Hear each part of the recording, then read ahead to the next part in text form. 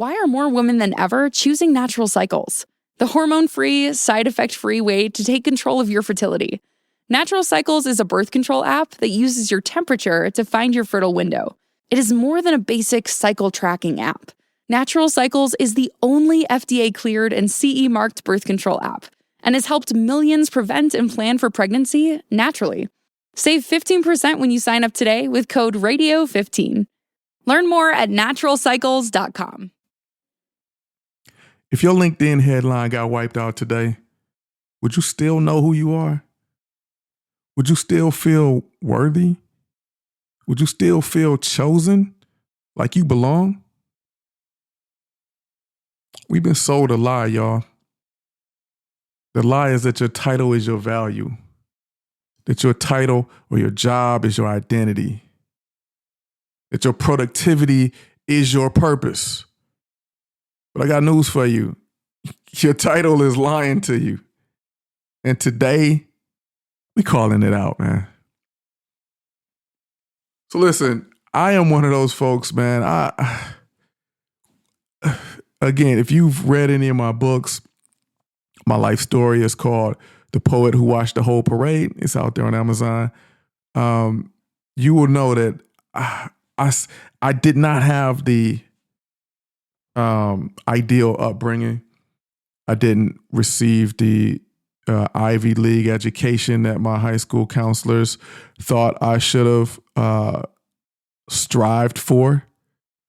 So when I got into the corporate world, I didn't really believe in myself. I didn't really think there was a whole lot of meat on the bone there for me. You know what I mean?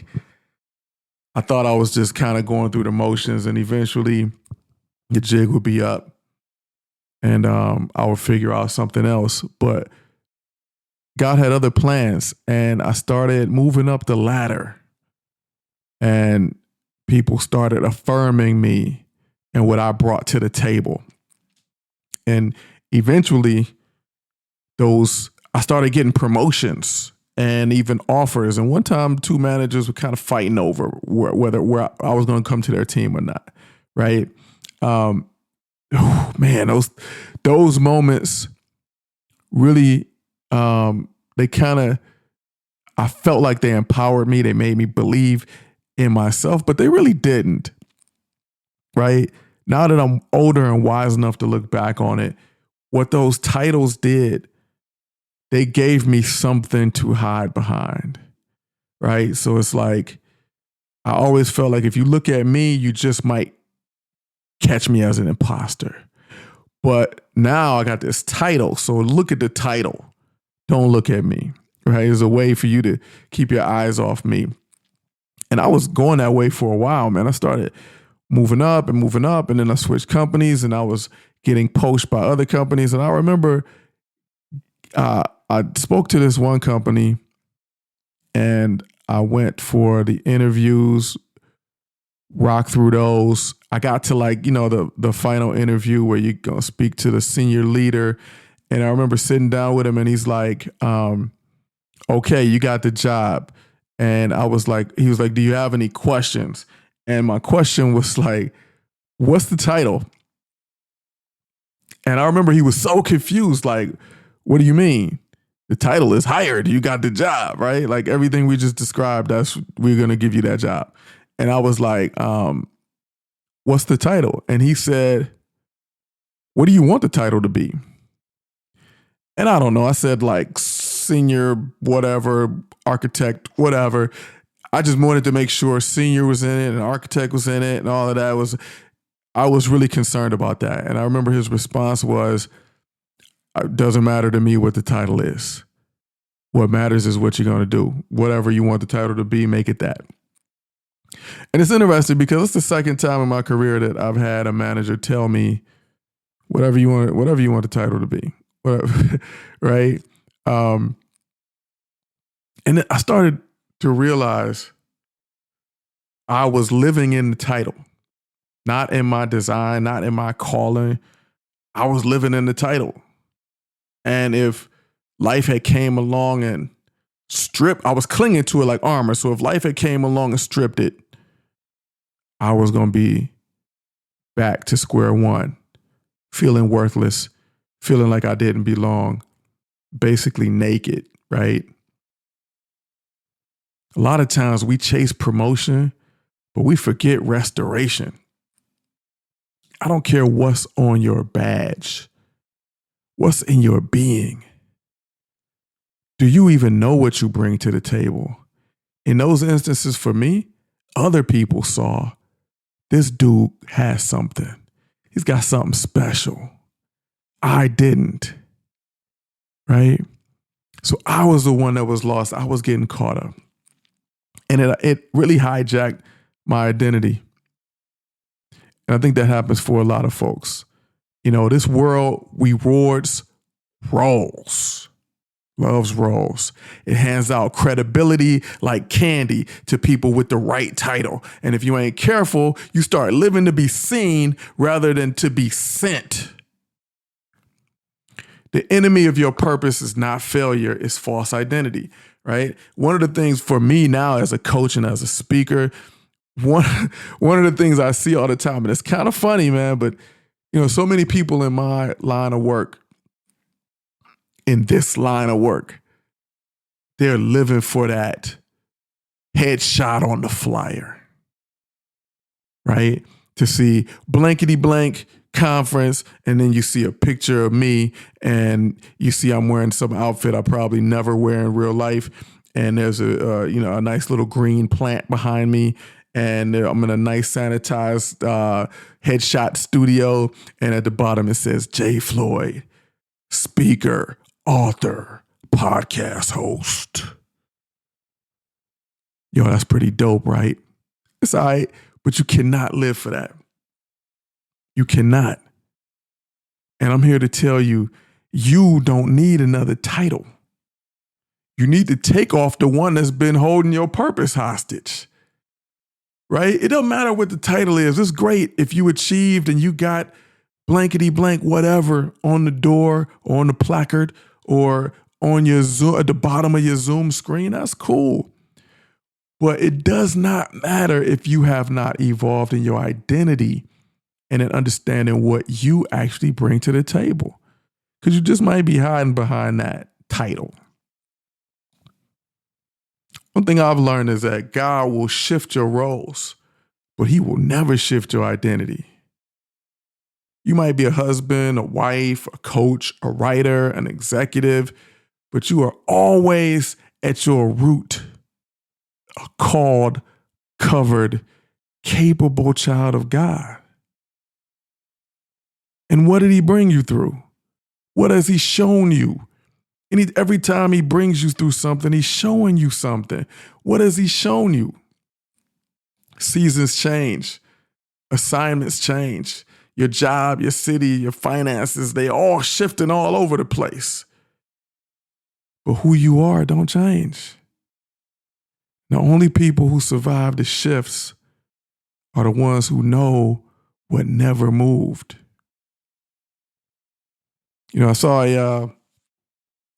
this thing on Facebook the other day that said the purpose of a storm is to destroy everything that's not rooted down and to reveal everything that is, right?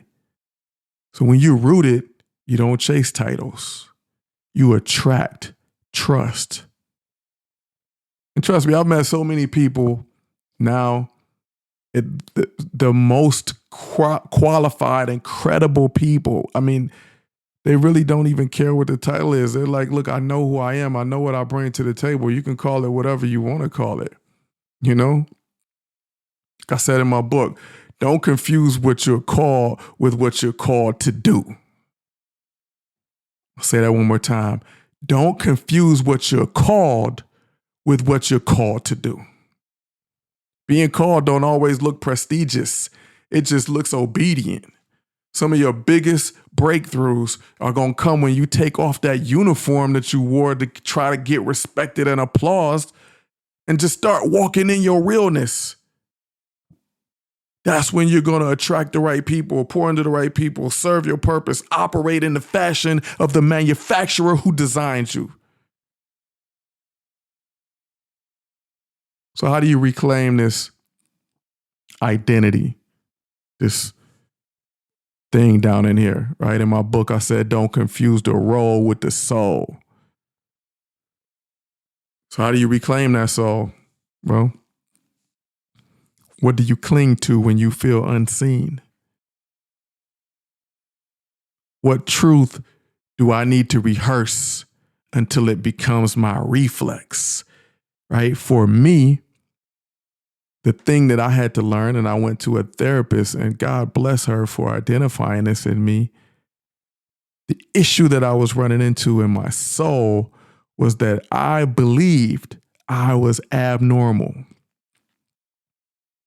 I had been traumatized through my life, and I had taken a route that was not ideal in my academic life. And once I got into the corporate world, I took that to mean that I'm abnormal. I am not like everybody else. And this is where it's tricky, y'all.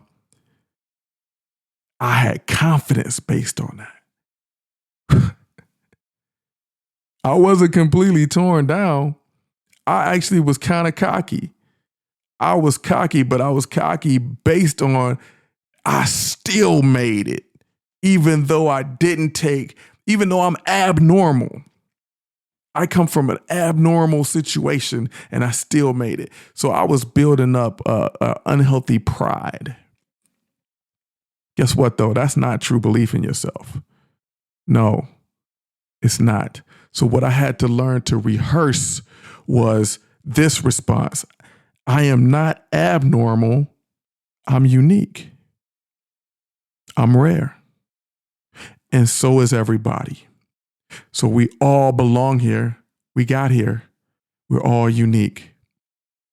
And I had to rehearse that until it became my reflex. And then you sit down and you pray, God, help me show up as who you see, not who they expect or who I think they expect. Help me show up as who you created. You know me. You are the manufacturer of this vehicle. Help me to show up with a natural paint job. If you're listening out there, your bio is not your blueprint. Your resume is not your rationale. Your title might describe your lane, but it ain't the engine that drives you. So this week, I dare you to introduce yourself without using your job title. And I mean that more than just literally. I want you to start bringing in a presence that has more to do with who you are than the job title. Just say your name. Just be your name. Maybe even, dare I say it, say your story.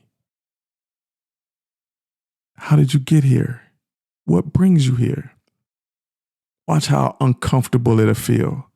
But then ask yourself, why is this uncomfortable? This is who I am. This is who I am. This is the journey that led me here. This is actually a strength I used to open the door to get in here. So why is it uncomfortable to live it? Look, if this episode wrecked you a little bit, good. That means the destruction has started, so the construction can start. The demolition has started, so we can renovate. Look, my book, Rare on Purpose, is full of this kind of identity renovation. Go grab that book, y'all. It's at imjfloyd.com. Or pick it up on Amazon, pick it up on Barnes & Noble, pick it up on Kindle version. Kindle version's out there. Audiobook is coming soon. Thank you for tuning in, y'all. Next time, we're going all in on this lie that everybody tells about hustle culture. Hustle culture, it's a cult. And I almost joined it, but I didn't. So stay tuned for the next episode. If you ever tied your worth to how busy you are, you better listen to this next one, y'all. Thank you for joining us. Check out my books and check out my website if you really want me to bring this type of message, this type of energy, this type of purpose to your business, your company, your outing, your summit, your retreat. Hit me up. I'll be there. Peace, y'all.